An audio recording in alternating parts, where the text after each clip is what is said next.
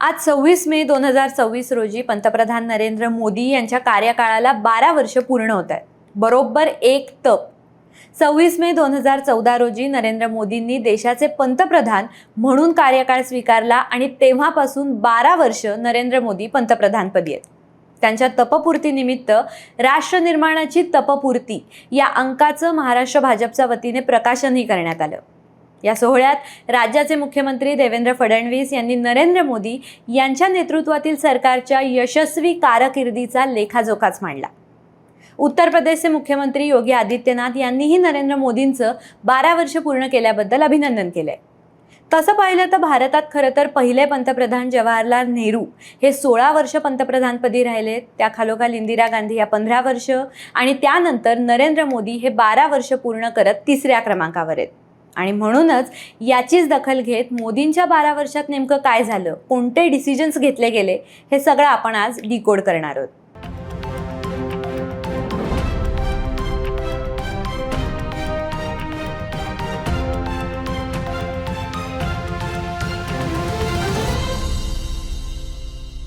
नरेंद्र मोदींनी 26 मे 2014 रोजी भारताचे पंतप्रधान म्हणून शपथ घेतली. त्यावेळेस पहिल्यांदाच काँग्रेस व्यतिरिक्त कुठल्या पक्षाला केंद्रात स्पष्ट बहुमत मिळालं होतं आणि काँग्रेसचा पहिल्यांदाच इतका दारुण पराभव झाला होता की त्यांचे जवळपास 44 खासदारच निवडून आले होते. अच्छे दिन, सबका साथ सबका विकास या आश्वासनांना घेऊन मोदी सत्तेत आले. पण त्यानंतर काय घडलं, त्यांनी कोणते महत्त्वाचे निर्णय घेतले, तर कार्यकाळ स्वीकारल्यानंतर नरेंद्र मोदींनी सुरुवातीच्याच काही महिन्यात महत्त्वाचे निर्णय घेतले आणि त्यातला पहिला होता जनधन योजनेचा निर्णय. ही योजना ऑगस्ट 2014 मध्ये जाहीर करण्यात आली. ही योजना खास त्या लोकांसाठी आहे ज्यांचा बँकिंग व्यवहारांशी काहीही संबंध नाही, जे बँकिंग सेवांपासून वंचित आहेत, अशा लोकांसाठी ही योजना सुरू झाली. या अंतर्गत झिरो बॅलन्स असताना सुद्धा बँकेत खातं उघडायची परवानगी मिळाली. त्यामुळे बँकिंगच्या कक्षेमध्ये नसलेले लोक सुद्धा या कक्षेत आले. त्यानंतर लगेचच 2 ऑक्टोबर 2014ला मोदींनी महात्मा गांधी जयंतीनिमित्त स्वच्छ भारत अभियानाला सुरुवात केली. याचा उद्देश देशभर स्वच्छता संस्कृती रुजवणं इतका सिंपल होता. या अंतर्गत हर घर शौचालय ही मोहीम सुद्धा सुरू झाली. म्हणजे एकंदरीतच देशवासियांना स्वच्छता पाळण्यासाठी उद्युक्त करणारं हे अभियान मोदींनी लॉन्च केलं. आणि त्यानंतर लगेचच सप्टेंबर 2014 मध्ये मेक इन इंडिया हे महत्त्वाचं मिशन मोदींनी जाहीर केलं. देशांतर्गत उत्पादन वाढावं, त्याची देशाबाहेर चांगली विक्री व्हावी, भारताने त्याच्या वेगवेगळ्या गरजांसाठी देशांतर्गतच उत्पादन सेवा निर्माण कराव्यात आणि आपलं इतर देशांवरचं अवलंबित्व कमी व्हावं, या हेतूने मेक इन इंडिया सुरू झालं. 2014 पासून 2024 पर्यंत भारताने $667.4 अब्ज इतकी परकीय गुंतवणूक या अंतर्गत अट्रॅक्ट केलेली आहे. ही गुंतवणूक 31 राज्य आणि 57 क्षेत्रांमध्ये पसरलेली आहे आणि वाढीला चालना देते. तसंच ईज ऑफ डुईंग बिझनेसमुळे म्हणजेच व्यवसाय करण्यासंदर्भातील परिस्थितीत सुधारणा केल्यामुळे 2019च्या जागतिक क्रमवारीत भारताचं स्थान 63वं आलं, जे 2014 मध्ये 142वं होतं. त्यानंतर पुढे 2015 ते 2017चा काळ आला. हा आर्थिक बदलांचा आणि नॅशनल सिक्युरिटीवर लक्ष केंद्रित करण्याचा काळ होता असं आपल्याला म्हणता येईल. भारतावर उरी लष्करी छावणीवर 18 सप्टेंबर 2016ला दहशतवादी हल्ला झाला. त्या दिवशी पहाटे हा हल्ला झाला. या जम्मू काश्मीरमधल्या उरी सेक्टरमधल्या नियंत्रण रेषेजवळ असलेल्या भारतीय लष्कराच्या ब्रिगेड मुख्यालयाला दहशतवाद्यांकडनं लक्ष करण्यात आलं. या हल्ल्यात 19 भारतीय जवान शहीद झाले आणि 30हून अधिक जवान जखमी झाले. या हल्ल्यानंतर काही दिवसातच तपास यंत्रणेला पाकिस्तानची ओळख दाखवणारी शस्त्रास्त्र आणि उपकरणं मिळाली आणि हे दहशतवादी नियंत्रण रेषा म्हणजे LOC ओलांडूनच भारतात आल्याचं स्पष्ट झालं. म्हणजेच यामागे असलेला पाकिस्तानचा हात स्पष्ट झाला. त्यामुळे भारत आणि पाकिस्तानचे संबंध अजूनच बिघडले. भारताने मोदींच्या नेतृत्वाखाली हे सगळे पुरावे आंतरराष्ट्रीय समुदायासमोर मांडले आणि आक्रमक भूमिका घेतली.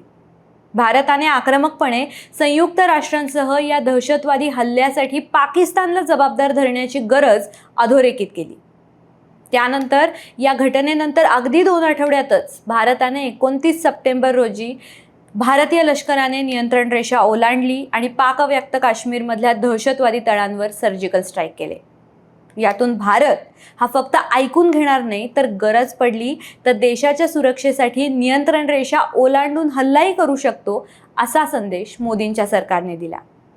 शिवाय आंतरराष्ट्रीय पातळीवर पाकिस्तानला एकटे पाडण्याचे प्रयत्नही भारताने पूर्णपणे केले.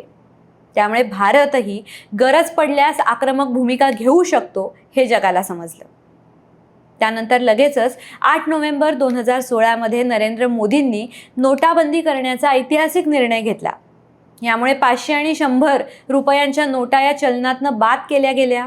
या नोटा जवळपास 86 ते 90% इतक्या चलनात होत्या.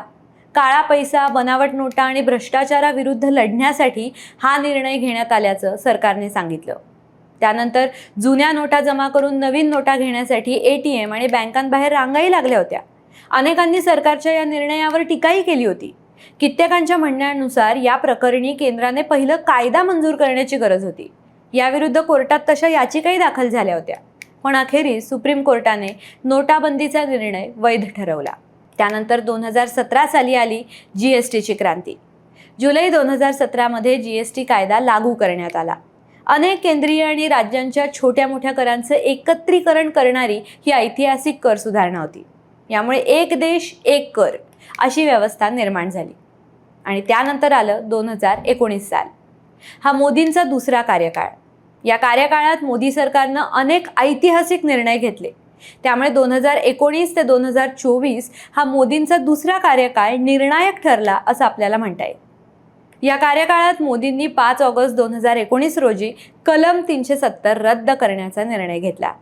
यात काय झालं तर कलम 370 हे जम्मू काश्मीरला विशेष दर्जा देणारं कलम होतं.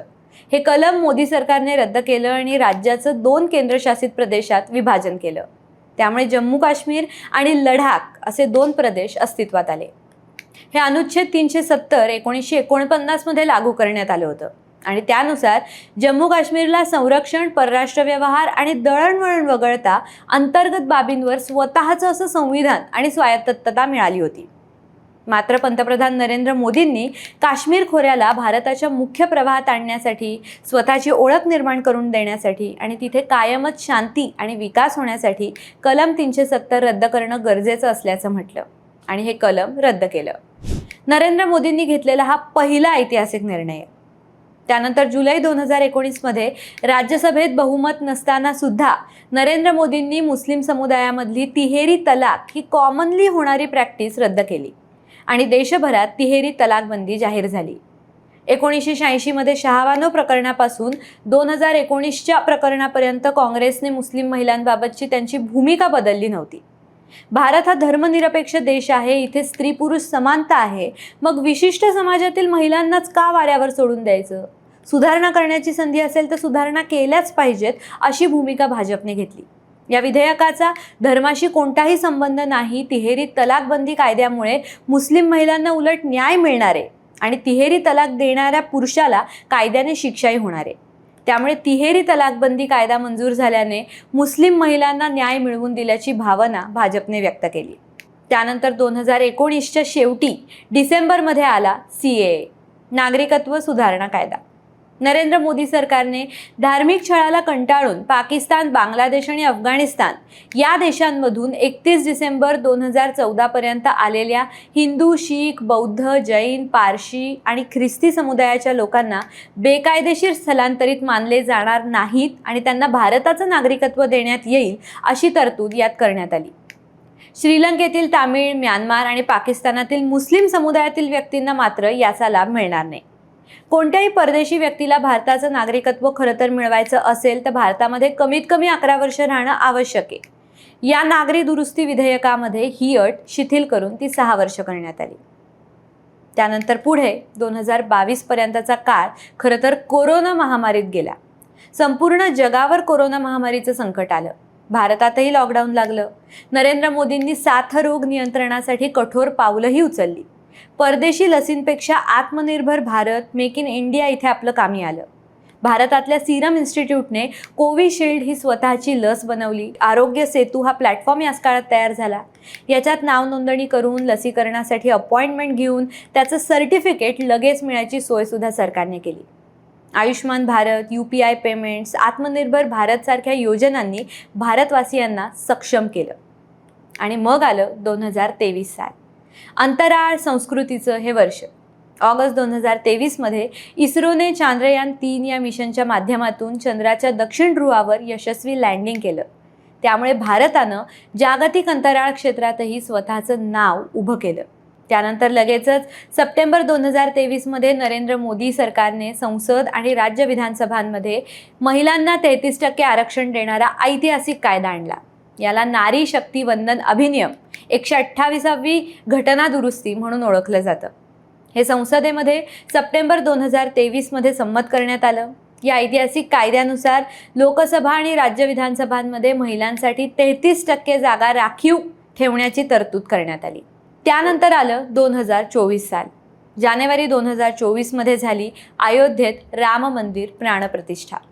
22 जानेवारी 2024 रोजी पंतप्रधान नरेंद्र मोदी यांनी शतकानुशतकांचं जुनं स्वप्न साकार करत भव्य राम मंदिरात रामलल्लाच्या मूर्तीचं अनावरण केलं. देशभरातल्या हिंदूंसाठी हा अविस्मरणीय क्षण होता. 5 वर्षांपूर्वी म्हणजेच 9 नोव्हेंबर 2019 रोजी राम मंदिराच्या बाजूने सर्वोच्च न्यायालयाने निर्णय दिला होता. आणि या निर्णयानंतर अयोध्येमध्ये अभूतपूर्व बदल दिसायला लागले. या ठिकाणी आता अत्याधुनिक सुविधांनी युक्त असा महर्षी वाल्मिकी इंटरनॅशनल एअरपोर्ट तयार करण्यात आला. आज अयोध्येत अयोध्याधाम रेल्वे स्टेशन बरोबर अयोध्याधाम बस स्टेशन सुद्धा तयार करण्यात आलंय. आणि या सगळ्यात महत्त्वाचं म्हणजे अयोध्येत राम मंदिर बांधून तिथे भगवान श्रीरामांची प्राणप्रतिष्ठापना करून नरेंद्र मोदींनी हिंदूंच्या एका भळभळत्या जखमेवर कायमची मलमपट्टी केली आहे. आणि साहजिकच याचा फायदा त्यांना 2024मध्ये झालेल्या लोकसभा निवडणुकीत दिसला. या निवडणुकीत भाजप-प्रणित NDA आघाडीला 293 जागा मिळाल्या. भाजपला स्वतंत्र बहुमत न मिळाल्याने त्यांना मित्रपक्षांची मदत घ्यायला लागली. आणि 9 जून 2024मध्ये नरेंद्र मोदींनी पुन्हा म्हणजेच तिसऱ्यांदा पंतप्रधान पदाची शपथ घेतली. आणि मग आलं 2025 साल, धाडसाचा नवा अध्याय. एप्रिल 2025मध्ये मोदी सरकारनं वक्फ दुरुस्ती कायदा संसदेमध्ये यशस्वीरित्या मंजूर केला. हा कायदा कलम 370, CAA आणि गेल्या दशकातल्या इतर सुधारणांपेक्षाही अधिक व्यापक असा प्रभाव टाकणारा असल्याचं मानलं जातं. त्यानंतर ऑपरेशन सिंदूर. पहलगाम दहशतवादी हल्ल्यात 26 नागरिकांचा बळी गेला. याला प्रत्युत्तरादाखल भारतानं पाकव्याप्त काश्मीरमधल्या दहशतवादी तळांवर लक्ष्यभेदी ऑपरेशन सिंदूर राबवलं. आणि यामुळे भारत हा राष्ट्रीय सुरक्षेच्या बाबतीत कोणतीही तडजोड करणार नसल्याचं स्पष्ट झालं. आणि आता या सगळ्यानंतर नरेंद्र मोदी सरकार एक देश एक निवडणूक म्हणजेच लोकसभा आणि विधानसभेच्या निवडणुका एकत्रितपणे घेण्याचा विचार करतायत. हे विधेयक सध्या संसदीय समितीकडे विचाराधीन आहे. पण या 12 वर्षांचा एकत्रित आढावा आपल्याला जर का घ्यायचा झाला तर आज देशातल्या जवळपास 21 राज्यांमध्ये भाजपची सत्ता आहे. भाजप त्यांची भगवी लाट अजून कशी वाढवता येईल याचाच प्रयत्नात आहे. पण फक्त धार्मिक अजेंडा घेऊन पुढे जाण्यापेक्षा भाजपनं विकास अधिक राष्ट्रवाद असं मॉडेल उभं केलेलं आहे. पायाभूत सुविधा, इन्फ्रास्ट्रक्चर प्रोजेक्ट, त्या राज्यातील मुख्यमंत्र्यांना दिलेली सूट, फ्री हँड, महिला, युवक, वृद्ध आणि शेतकरी यांच्यासाठी आणलेल्या वेगवेगळ्या योजना, या सगळ्यांमधून नरेंद्र मोदी यांनी त्यांची विकासाभिमुख पंतप्रधान अशीच छाप पाडल्याचं आपल्याला दिसतंय. त्यांच्या जाहीरनाम्यात ज्या ज्या गोष्टींचा त्यांनी उल्लेख केलेला आहे त्या गोष्टी ते त्यांच्या प्रत्येक कार्यकाळात पूर्ण करण्याचा प्रयत्न करतायत. या सगळ्यात दुर्दैव म्हणजे विरोधी पक्षांना हे सगळं कळत असूनही ते मागील 12 वर्षात अशी कोणतीही स्ट्रॉंग स्ट्रॅटेजी घेऊन येताना दिसले नाही. आणि कुठे ना कुठेतरी त्याचाही फायदा नरेंद्र मोदी सरकारला झाल्याचं दिसतंय. आज इथेच थांबूया. तुम्हाला नरेंद्र मोदींच्या 12 वर्षांच्या कार्यकाळाबद्दल, त्यांनी घेतलेल्या निर्णयांबद्दल, योजनांबद्दल काय वाटतं कमेंट करून आम्हाला नक्की सांगा. आणि पाहत रहा ऑड इव्हन.